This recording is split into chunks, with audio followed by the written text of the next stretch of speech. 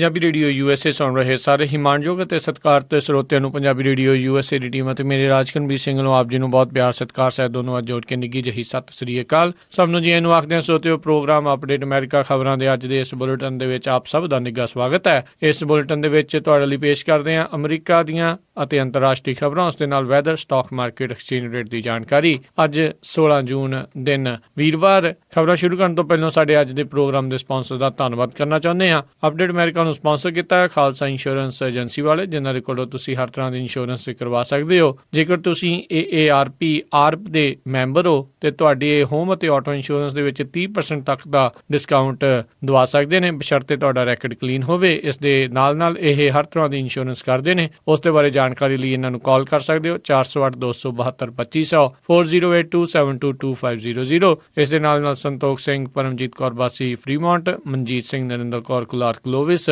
ਅਤੇ ਗਿਆਨ ਸਿੰਘ ਨਾਗਰਾ ਸੈਨ ਹੋਜ਼ੇ, ਇਹਨਾਂ ਸਾਰਿਆਂ ਦਾ ਬਹੁਤ ਬਹੁਤ ਧੰਨਵਾਦ। ਜੇਕਰ ਤੁਸੀਂ ਜਾਂ ਕੋਈ ਹੋਰ ਕਾਰੋਬਾਰ ਇਸ ਪ੍ਰੋਗਰਾਮ ਨੂੰ ਸਪਾਂਸਰ ਕਰਨਾ ਚਾਹੁੰਦੇ ਹੋ, ਸੰਪਰਕ ਕਰੋ ਨੰਬਰ 408-722-7698 4087227698 ਦੇ ਉੱਤੇ।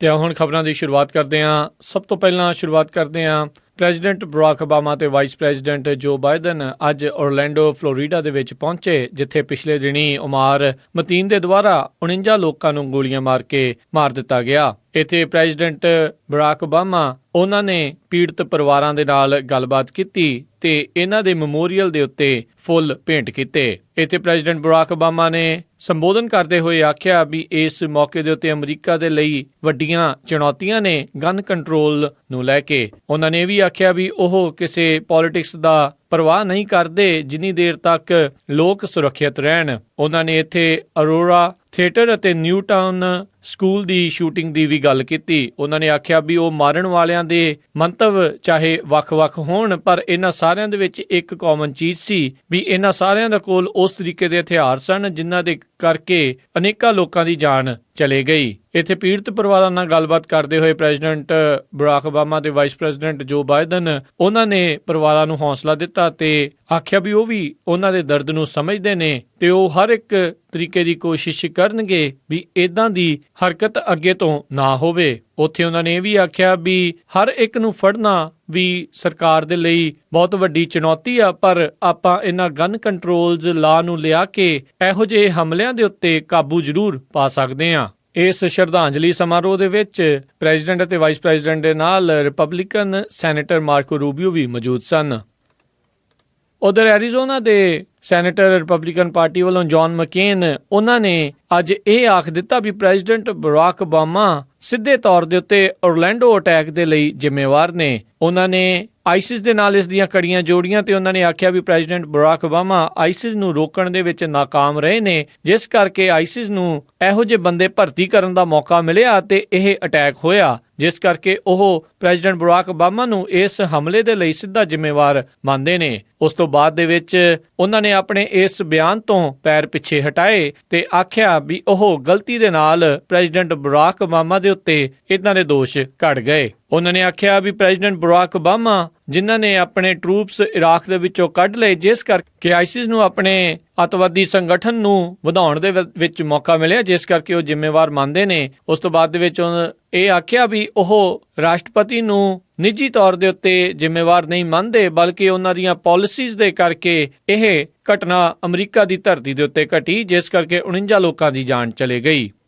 ਓਰਲੈਂਡੋ ਸ਼ੂਟਿੰਗਸ ਦੇ ਨਾਲ ਜੁੜੀ ਹੋਈ ਖਬਰਾਂ ਦੇ ਵਿੱਚ ਫਲੋਰੀਡਾ ਦੇ ਇੱਕ ਗਨ ਸਟੋਰ ਓਨਰ, ਉਹਨਾਂ ਨੇ ਅੱਜ ਇਹ ਦੱਸਿਆ ਵੀ ਉਹਨਾਂ ਦੇ ਕੋਲ ਉਮਾਰ ਮਤੀਨ ਕੁਝ ਹਫ਼ਤੇ ਪਹਿਲਾਂ ਅਸੌਲਟ ਰਾਈਫਲ ਤੇ ਐਮੂਨੀਸ਼ਨ ਖਰੀਦਣ ਦੇ ਲਈ ਪਹੁੰਚਿਆ ਸੀ, ਪਰ ਜਦ ਉਸ ਦੇ ਕੋਲ ਉਸਨੇ ਕਾਫੀ ਸਵਾਲ ਕੀਤੇ ਤਾਂ ਉਸ ਨੂੰ ਉਮਾਰ ਮਤੀਨ ਦਾ ਸੁਭਾਅ ਸ਼ੱਕੀ ਲੱਗਾ, ਜਿਸ ਕਰਕੇ ਉਸਨੇ ਇਸ ਨੂੰ ਹਥਿਆਰ ਨਹੀਂ ਦਿੱਤੇ। ਨਾਲ ਹੀ ਲੋਟਸ ਗਨਵਰਕ ਦੇ ਓਨਰ ਰੋਬਰਟ ਐਬਲ ਨੇ ਆਖਿਆ ਵੀ ਉਹਨਾਂ ਨੇ ਉਸੇ ਵੇਲੇ FBI ਨੂੰ ਇਤਲਾਹ ਕਰ ਦਿੱਤੀ ਸੀ ਵੀ ਉਮਾਰ ਮਤੀਨ ਦਾ ਸੁਭਾਅ ਸ਼ੱਕੀ ਸੀ ਤੇ ਉਹ ਹਥਿਆਰ ਖਰੀਦਣਾ ਚਾਹੁੰਦਾ ਸੀ। ਇਸ ਤੋਂ ਬਾਅਦ ਦੇ ਵਿੱਚ ਉਮਾਰ ਮਤੀਨ ਨੇ ਕਿਸੇ ਹੋਰ ਗਨ ਸਟੋਰ ਤੋਂ ਜਾ ਕੇ ਹਥਿਆਰ ਖਰੀਦੇ, ਜਿਸ ਤੋਂ ਬਾਅਦ ਦੇ ਵਿੱਚ ਉਸਨੇ ਬੇਰਹਿਮੀ ਦੇ ਨਾਲ 49 ਲੋਕਾਂ ਦਾ ਕਤਲ ਕੀਤਾ। ਉਹਨਾਂ ਨੇ ਨਿਰਾਸ਼ਾ ਜ਼ਾਹਰ ਕੀਤੀ ਵੀ FBI ਨੂੰ ਦੱਸਣ ਤੋਂ ਬਾਅਦ ਦੇ ਵਿੱਚ ਵੀ ਉਸ ਦੇ ਉੱਤੇ FBI ਦੁਆਰਾ ਕੋਈ ਕੜੀ ਕਾਰਵਾਈ ਨਹੀਂ ਕੀਤੀ ਗਈ ਤੇ ਉਹ ਇਹਨਾਂ ਚੋਰ ਮੋਰੀਆਂ ਦੇ ਕਰਕੇ ਮੁੜ ਕੇ ਅਸੌਲਟ ਰਾਈਫਲਜ਼ ਖਰੀਦਣ ਦੇ ਵਿੱਚ ਸਫਲ ਰਿਹਾ ਤੇ ਉਸਨੇ ਇਹ ਕਾਤਲਾਨਾ ਹਮਲਾ ਕੀਤਾ।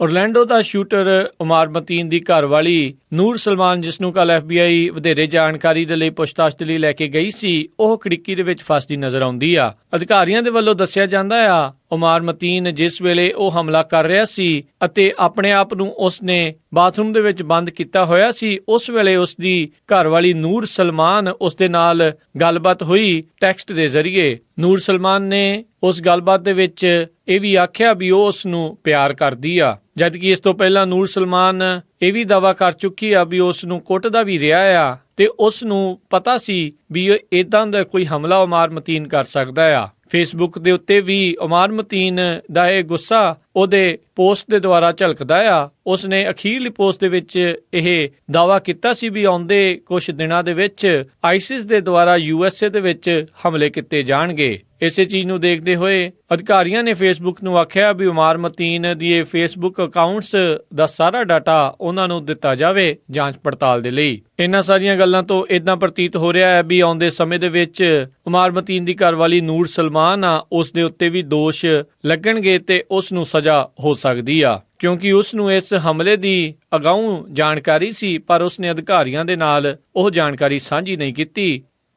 ਲੀਡਜ਼ ਇੰਗਲੈਂਡ ਦੇ ਵਿੱਚ ਉੱਥੋਂ ਦੀ ਪਾਰਲੀਮੈਂਟ ਦੀ ਮੈਂਬਰ ਜੋ ਕਾਕਸ, ਜਿਸ ਦੀ ਉਮਰ 41 ਸਾਲ ਸੀ, ਉਸ ਨੂੰ ਇੱਕ 52 ਸਾਲਾ ਬੰਦੇ ਨੇ ਗੋਲੀ ਮਾਰ ਕੇ ਮਾਰ ਦਿੱਤਾ। ਇਹ ਹਮਲਾ ਲੀਡਜ਼ ਸਿਟੀ ਤੋਂ 6 ਮੀਲ ਦੂਰ ਬ੍ਰਿਸਟਲ ਸ਼ਹਿਰ ਦੇ ਵਿੱਚ ਹੋਇਆ। ਜੋ ਕਾਕਸ ਲੇਬਰ ਪਾਰਟੀ ਦੇ ਵਿੱਚ ਇੱਕ ਉੱਭਰਦੀ ਸਿਆਸਤਦਾਨ ਸੀ ਤੇ ਉਹ ਸੀਰੀਆ ਦੇ ਵਿੱਚ ਚੱਲ ਰਹੀ ਸਿਵਲ ਵਾਰ ਦੇ ਪੀੜਤਾਂ ਦੇ ਹਮੇਸ਼ਾ ਹੱਕ ਵਿੱਚ ਬੋਲਦੀ ਰਹੀ ਸੀ।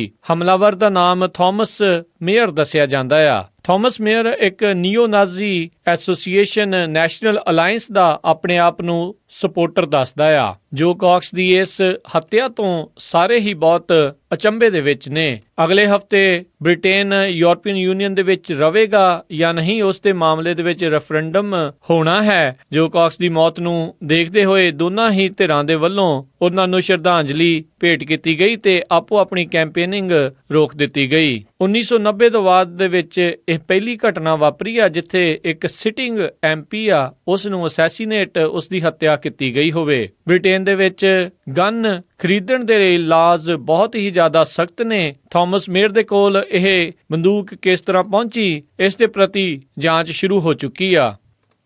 ਸੈਨੇਟਰ ਬਰਨੀ ਸੈਂਡਰਜ਼, ਜਿਨ੍ਹਾਂ ਨੇ ਅਜੇ ਤੱਕ ਆਪਣਾ ਪ੍ਰੈਜ਼ੀਡੈਂਸ਼ੀਅਲ ਕੈਂਪੇਨ ਆ ਉਸ ਨੂੰ ਸਸਪੈਂਡ ਨਹੀਂ ਕੀਤਾ ਤੇ ਨਾ ਹੀ ਹਿਲਰੀ ਕਲਿੰਟਨ ਆ ਉਹਨਾਂ ਨੂੰ ਐਂਡੋਰਸ ਕੀਤਾ ਆ, ਉਹ ਅੱਜ ਆਪਣੀ ਹੋਮ ਸਟੇਟ ਵਰਮੌਂਟ ਦੇ ਸ਼ਹਿਰ ਬਰਲਿੰਗਟਨ ਦੇ ਵਿੱਚ ਗੱਲਬਾਤ ਕਰ ਰਹੇ ਸੀ। ਉੱਥੇ ਉਹਨਾਂ ਨੇ ਡੋਨਲਡ ਟਰੰਪ ਉਸ ਨੂੰ ਹਰਾਉਣ ਦੇ ਲਈ ਹਰ ਇੱਕ ਨੂੰ ਇਕੱਠੇ ਹੋਣ ਦੇ ਲਈ ਆਖਿਆ। ਬਰਨੀ ਸੈਂਡਰਜ਼ ਉਹਨਾਂ ਨੇ ਆਖਿਆ ਵੀ ਡੈਮੋਕ੍ਰੇਟਸ ਦਾ ਮੁੱਖ ਟੀਚਾ ਡੋਨਲਡ ਟਰੰਪ ਨੂੰ ਹਰਾਉਣਾ ਆ। ਇਹਨਾਂ ਦੀਆਂ ਇਹਨਾਂ ਗੱਲਾਂ ਤੋਂ ਇਸ ਤਰੀਕੇ ਨਾਲ ਪ੍ਰਤੀਤ ਹੋ ਰਿਹਾ ਆ ਵੀ ਹੁਣ ਉਹ ਕਿਤੇ ਨਾ ਕਿਤੇ ਆਪਣੇ ਦਿਲ ਦੇ ਵਿੱਚ ਮੰਨ ਚੁੱਕੇ ਨੇ ਵੀ ਉਹ ਆਪਣਾ ਕੈਂਪੇਨ ਹਾਰ ਚੁੱਕੇ ਨੇ ਤੇ ਉਹ ਡੈਮੋਕ੍ਰੇਟ ਪਾਰਟੀ ਦੇ ਵਿੱਚ ਰਾਸ਼ਟਰਪਤੀ ਦੇ ਅਹੁਦੇ ਦੇ ਮੁੱਖ ਉਮੀਦਵਾਰ ਨਹੀਂ ਬਣ ਸਕਣਗੇ। ਉਹਨਾਂ ਨੇ ਇੱਥੇ ਗੱਲਬਾਤ ਕਰਦੇ ਹੋਏ ਆਖਿਆ ਵੀ ਅਮਰੀਕਾ ਨੂੰ ਇਦਾਂ ਦਾ ਰਾਸ਼ਟਰਪਤੀ ਬਿਲਕੁਲ ਨਹੀਂ ਚਾਹੀਦਾ ਜੋ ਕਿ ਮੈਕਸੀਕਨਜ਼, ਲਟੀਨੋਜ਼, ਮੁਸਲਮਾਨ, ਔਰਤਾਂ ਤੇ ਅਫਰੀਕਨ ਅਮਰੀਕਨਜ਼ ਆ ਉਹਨਾਂ ਦੀ ਬੇਇੱਜ਼ਤੀ ਕਰਦਾ ਹੋਵੇ, ਤੇ ਨਾ ਹੀ ਇਦਾਂ ਦਾ ਰਾਸ਼ਟਰਪਤੀ ਚਾਹੀਦਾ ਆ ਜਿਹੜਾ ਕਲਾਈਮੇਟ ਚੇਂਜ ਆ ਉਸ ਨੂੰ ਇੱਕ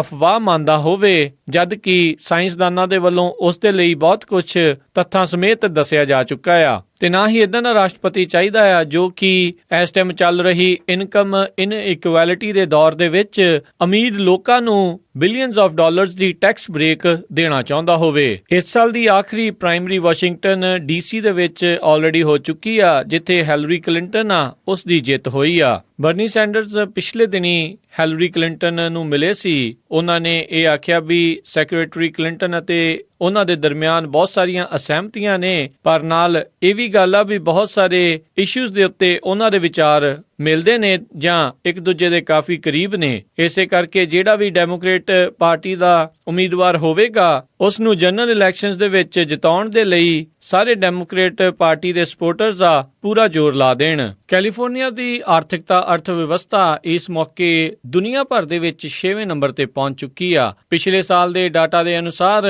ਕੈਲੀਫੋਰਨੀਆ ਸਟੇਟ ਦੀ ਇਕਨੋਮੀ ਫਰਾਂਸ ਦੇ ਨਾਲੋਂ ਉੱਤੇ ਪਹੁੰਚੀ।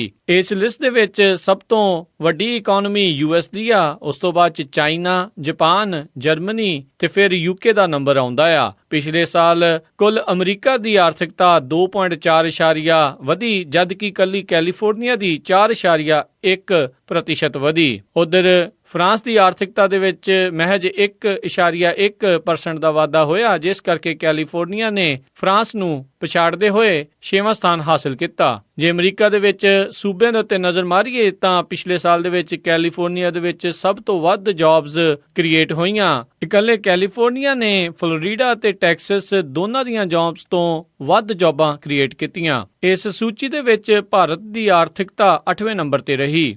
ਸੋ ਤੋਂ ਸੁਣ ਰਹੇ ਸੀ ਆਪਾਂ ਅੱਜ ਦੀਆਂ ਕੁਝ ਅਹਿਮ ਖਬਰਾਂ। ਹੁਣ ਤੁਹਾਨੂੰ weather, stock market, exchange rate ਦੀ ਜਾਣਕਾਰੀ ਸਾਂਝੀ ਕਰਾਂਗੇ। ਸ਼ੁਰੂਆਤ ਕਰਾਂਗੇ ਸੈਨ ਹੋਜ਼ੇ ਦੇ ਵੈਦਰ ਤੋਂ, ਜਿੱਥੇ ਕਿ ਸ਼ੁੱਕਰਵਾਰ ਨੂੰ 78 ਡਿਗਰੀ ਹਾਈ 55 ਡਿਗਰੀ ਲੋ, ਸੈਨ ਫਰਾਂਸਿਸਕੋ ਵਿੱਚ 66 ਡਿਗਰੀ ਹਾਈ 54 ਡਿਗਰੀ ਲੋ, ਸੈਕਰਾਮੈਂਟੋ ਵਿੱਚ 80 ਡਿਗਰੀ ਹਾਈ 56 ਡਿਗਰੀ ਲੋ, ਯੂਬਾ ਸਿਟੀ ਵਿੱਚ 80 ਡਿਗਰੀ ਹਾਈ 58 ਡਿਗਰੀ ਲੋ, ਸਟਾਕਟਨ ਵਿੱਚ 82 ਡਿਗਰੀ ਹਾਈ 57 ਡਿਗਰੀ ਲੋ, ਟ੍ਰੇਸੀ ਵਿੱਚ 82 ਡਿਗਰੀ ਹਾਈ 57 ਡਿਗਰੀ ਲੋ, ਮੋਡੈਸਟੋ ਵਿੱਚ 86 ਡਿਗਰੀ ਹਾਈ 58 ਡਿਗਰੀ ਲੋ, ਫ੍ਰੈਜ਼ਨੋ ਵਿੱਚ 99 ਡਿਗਰੀ ਹਾਈ 60 ਡਿਗਰੀ ਲੋ, Bakersfield ਵਿੱਚ 90 degree high 62 degree ਲੋ, Las Angeles ਦੇ ਵਿੱਚ 81 degree high 62 degree ਲੋ, turkey ਦੇ ਵਿੱਚ 62 ਡਿਗਰੀ ਹਾਈ 44 ਡਿਗਰੀ ਲੋ, south lake Tahoe ਦੇ ਵਿੱਚ 63 ਡਿਗਰੀ ਹਾਈ 46 ਡਿਗਰੀ ਲੋ, ਪੋਰਟਲੈਂਡ ਓਰੇਗਨ ਦੇ ਵਿੱਚ 72 ਡਿਗਰੀ ਹਾਈ 50 ਡਿਗਰੀ ਲੋ, 50% ਚਾਂਸ ਨੇ ਮੀਂਹ ਪੈਣ ਦੇ, ਸਿਆਟਲ ਵਾਸ਼ਿੰਗਟਨ 'ਚ 68 ਡਿਗਰੀ ਹਾਈ 50 ਡਿਗਰੀ ਲੋ, ਫਲੈਗਸਟਾਫ ਐਰੀਜ਼ੋਨਾ 'ਚ 82 ਡਿਗਰੀ ਹਾਈ 44 ਡਿਗਰੀ ਲੋ, ਸਾਲਟ ਲੇਕ ਸਿਟੀ ਯੂਟਾ ਦੇ ਵਿੱਚ 91 degree high 64 degree low, Chicago Illinois ਦੇ ਵਿੱਚ 78 degree high 64 degree low, New York ਦੇ ਵਿੱਚ 77 degree high 61 degree low temperature ਰਹੇਗਾ। ਟੋਰਾਂਟੋ ਕੈਨੇਡਾ ਦੇ ਵਿੱਚ 27 degree Celsius high 16 degree Celsius low, Winnipeg Canada 'ਚ 27 degree Celsius high 15 degree Celsius low, Calgary Canada 'ਚ 19 degree Celsius high 8 degree Celsius low, Vancouver Canada 'ਚ 18 degree Celsius high 12 degree Celsius low, Amritsar Punjab ਦੇ ਵਿੱਚ 42 degree Celsius high 30 degree Celsius low, Melbourne Australia ਦੇ ਵਿੱਚ 12 degree Celsius high 7 degree Celsius low, London UK ਦੇ ਵਿੱਚ 18 degree Celsius high 11 degree Celsius low, ਮੀਂਹ ਪੈ ਸਕਦਾ ਆ। ਬਰਲਿਨ ਜਰਮਨੀ 'ਚ 18 degree Celsius high 13 degree Celsius low, ਤੇ ਪੈਰਿਸ ਫਰਾਂਸ ਦੇ ਵਿੱਚ 19 ਡਿਗਰੀ ਸੈਲਸੀਅਸ ਹਾਈ ਅਤੇ 11 ਡਿਗਰੀ ਸੈਲਸੀਅਸ ਲੋ ਟੈਂਪਰੇਚਰ ਰਹੇਗਾ। ਤੇ ਹੁਣ ਵਧਦੇ ਆਪਾਂ ਸਟਾਕ ਮਾਰਕੀਟ ਦੇ ਵੱਲ। ਵੀਰਵਾਰ ਦੀ ਕਲੋਜ਼ਿੰਗ ਤੱਕ ਡਾਓ ਜੋਨਸ ਦੇ ਵਿੱਚ 92 ਪੁਆਇੰਟਾਂ ਦਾ ਵਾਧਾ ਦੇਖਿਆ ਗਿਆ, 17,733 ਤੇ ਮਾਰਕੀਟ ਕਲੋਜ਼ ਹੋਈ। ਨੈਸਡੈਕ ਦੇ ਵਿੱਚ 10 ਪੁਆਇੰਟ ਵਧੇ, 4845 ਤੇ ਮਾਰਕੀਟ ਕਲੋਜ਼ ਹੋਈ। S&P ਦੇ ਵਿੱਚ 7 ਪੁਆਇੰਟਾਂ ਦਾ ਵਾਧਾ ਹੋਇਆ, 2078 ਤੇ ਮਾਰਕੀਟ ਕਲੋਜ਼ ਹੋਈ। ਵਿਲਸ਼ੇਅਰ 5000 ਦੇ ਵਿੱਚ 45 ਪੁਆਇੰਟਾਂ ਦਾ ਵਾਧਾ ਦੇਖਿਆ ਗਿਆ, 21,490 ਤੇ ਮਾਰਕੀਟ ਕਲੋਜ਼ ਹੋਈ। ਐਕਸਚੇਂਜ ਰੇਟ ਦੇ ਵਿੱਚ $1 ਦੀ ਕੀਮਤ 67 ਰੁਪਏ 26 ਪੈਸੇ, ਇੱਕ ਕੈਨੇਡੀਅਨ ਡਾਲਰ ਦੀ ਕੀਮਤ 52 ਰੁਪਏ 10 ਪੈਸੇ, ਇੱਕ ਬ੍ਰਿਟਿਸ਼ ਪਾਉਂਡ ਸਟਰਲਿੰਗ ਦੀ ਕੀਮਤ 95 ਰੁਪਏ 93 ਪੈਸੇ, ਇੱਕ ਯੂਰੋ ਦੀ ਕੀਮਤ 75 ਰੁਪਏ 72 ਪੈਸੇ, ਇੱਕ ਆਸਟ੍ਰੇਲੀਅਨ ਡਾਲਰ ਦੀ ਕੀਮਤ 99 ਰੁਪਏ 71 ਪੈਸੇ, ਇੱਕ ਨਿਊਜ਼ੀਲੈਂਡ ਡਾਲਰ ਦੀ ਕੀਮਤ 47 ਰੁਪਏ 48 ਪੈਸੇ, ਸਿੰਗਾਪੁਰ ਡਾਲਰ ਦੀ ਕੀਮਤ 49 ਰੁਪਏ 88 ਪੈਸੇ, ਇੱਕ ਬਹਿਰੀਨ ਦੇ ਦਿਨਾਰ ਦੀ ਕੀਮਤ 178 ਰੁਪਏ 29 ਪੈਸੇ, ਇੱਕ ਕੁਵੈਤੀ ਦਿਨਾਰ ਦੀ ਕੀਮਤ 230 ਰੁਪਏ 30 ਪੈਸੇ, ਇੱਕ US ਡਾਲਰ ਦੀ ਕੀਮਤ $1.29 ਕੈਨੇਡੀਅਨ ਡਾਲਰ ਰਹੀ। ਸੋਨੇ ਦਾ ਭਾਅ $1280 ਪ੍ਰਤੀ ਆਉਂਸ, ਚਾਂਦੀ ਦਾ ਭਾਅ $17.26 ਪ੍ਰਤੀ ਆਉਂਸ ਰਿਹਾ। ਤੇ ਇੱਥੇ ਹੀ ਹੁਣ ਸਾਡਾ ਅੱਜ ਦਾ ਅਪਡੇਟ ਅਮਰੀਕਾ ਖਬਰਾਂ ਦਾ ਇਹ ਬੁਲੇਟਿਨ ਹੁਣ ਸਮਾਪਤ ਹੁੰਦਾ ਆ। ਹੁਣ ਮੈਨੂੰ ਰਾਜਕਨਵੀਰ ਸਿੰਘ ਨੂੰ ਇਜਾਜ਼ਤ ਦਿਓ। ਮੇਰੇ ਵੱਲੋਂ ਆਪ ਸਭ ਨੂੰ ਹੀ ਬਹੁਤ ਪਿਆਰ ਸਤਿਕਾਰ ਸਹਿਤ ਦੋਨੋਂ ਹੱਥ ਜੋੜ ਕੇ ਨਿੱਘੀ ਜਿਹੀ ਸਤਿ ਸ੍ਰੀ ਅਕਾਲ। ਜਿਉਂਦੇ ਵਾਸਤੇ ਰਿਓ, ਹੱਸਦੇ ਖੇਲਦੇ ਰਿਓ ਤੇ ਸੁਣਦੇ ਰਿਓ ਪੰਜਾਬੀ ਰੇਡੀਓ USA।